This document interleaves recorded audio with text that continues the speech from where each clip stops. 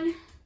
Okay, so as you can see, I am doing my resupply boxes. And I was going back and forth over whether I wanted to do any resupply boxes, but I kind of realized I better do some, at least at kind of the 9 areas where I think in my research it might be better to have some more options. I have a dairy allergy, so it can be hard on my best day to find meals out and even snacks. Most food in our food supply in America has dairy in it. Things you wouldn't even think of you pick up and you're like, how could this have dairy in it? But it does. So I think that I'm going to do at least, definitely these 9 boxes are for sure. And what I'm putting in them is mainly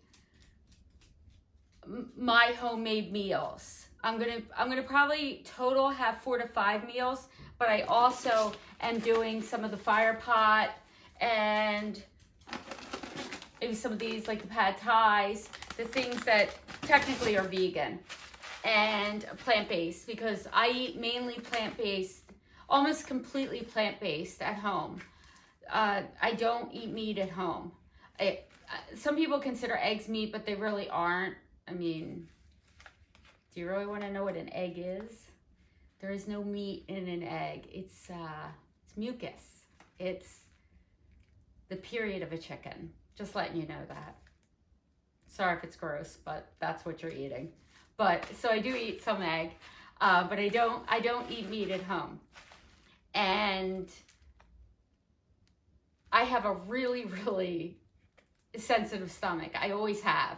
So along with the dairy allergy, it can get difficult. Plus, my body just does better on a much more nutritious diet. But with that being said, I like junk food too, just like everybody else. So it'll be nice to be able to put in these boxes some like extras, like Oreos. These are, I guess, a new, sorry about that.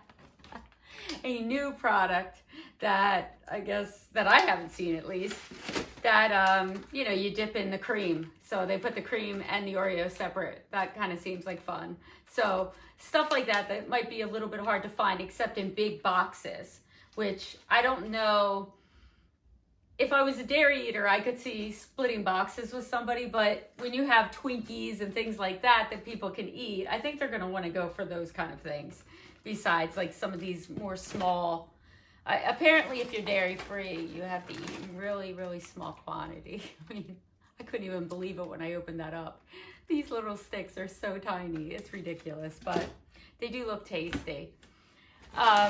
So I have freeze-dried fruit. I have a lot of snacks that have high protein in them, like the flavored chickpeas, dried chickpeas. So I have those. Even ramen is difficult to find ramen. And a lot of people think that just because it's soy sauce that it's dairy free or it's vegan. It's not. Most of the packs I pick up have milk in them. So you even have to worry about with the ramen if you have an allergy. I'm also bringing, so probably gross some people out, but of course when you need to find something you can't. These pureed like fruits and vegetables. So I figure what I'm going to do, because they are a little bit heavier, is I'm just going to down them when I get the box so I don't have to carry it. But with that being said, some dried fruit or freeze-dried fruit.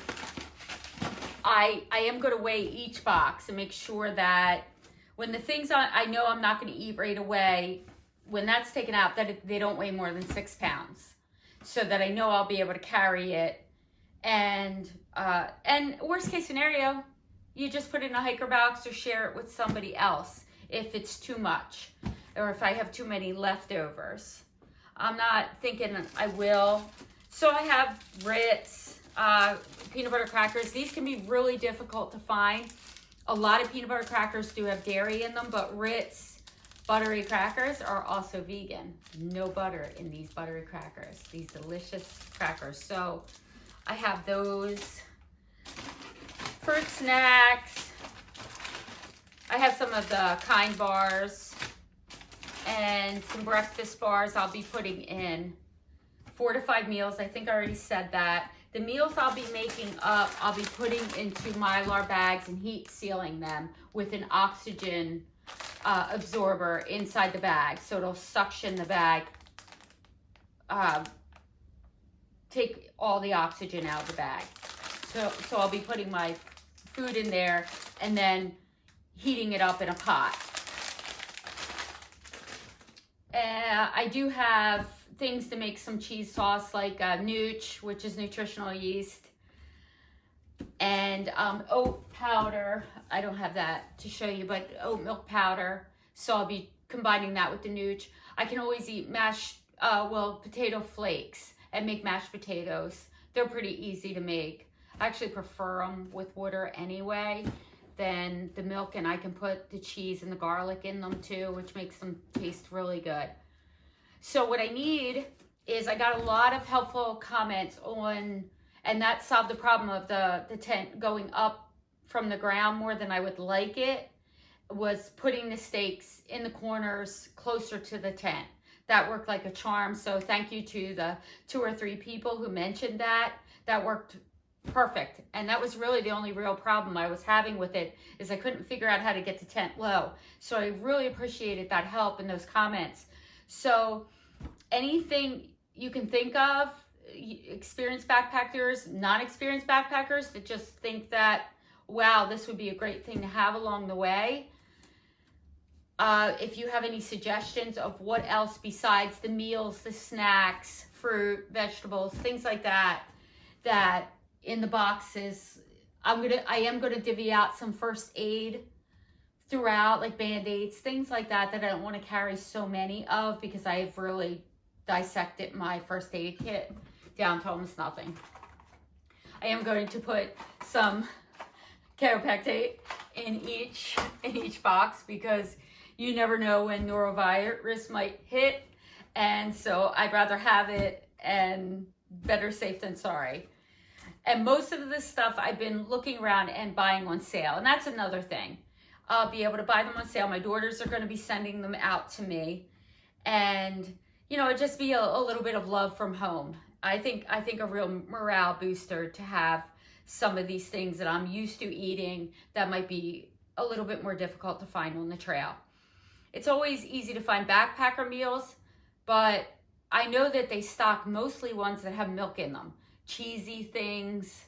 It's hard to even find just the marinara for, pasta and marinara. Most of it is lasagna or something like that that's loaded with cheese. So when you can't have that stuff, it's not a choice. So obviously that's where these are going to come in, as far as having at least some meals down the line that I could eat. But yeah, so I'd appreciate any help. I thought I'd give you a preview of what I'm doing and to get prepared. And this is kind of fun. I'm not usually a planner.